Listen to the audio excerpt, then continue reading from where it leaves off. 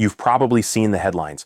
Toronto home prices are down by as much as 40%, and now BMO is warning the housing market correction might go even deeper. That sounds dramatic, but what does it actually mean for us here in BC?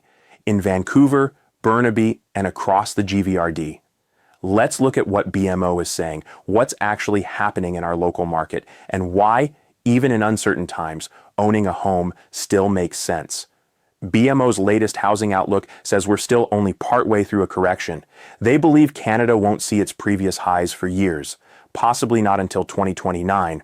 They point to a few key reasons: higher interest rates that are here to stay for a while, affordability challenges, and a shift toward a slower, more balanced market. In other words, they don't expect a dramatic rebound. They expect a longer road to recovery.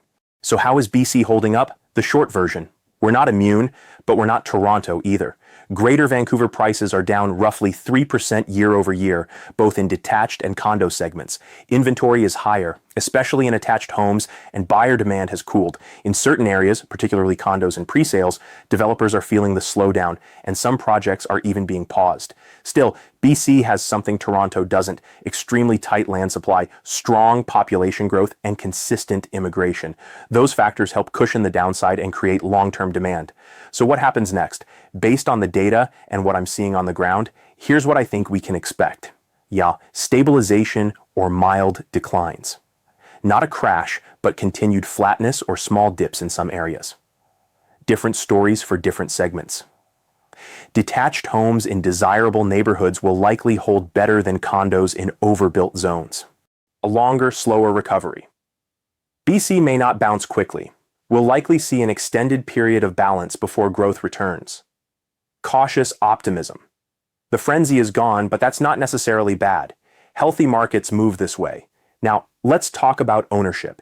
Even in a slower or declining market, the long-term benefits of owning remain powerful. Non-bidence, you build equity over time. You protect yourself against inflation. Real assets generally hold value better than cash. You gain control. You can live, rent, renovate, or leverage. You call the shots. You position yourself for the upswing.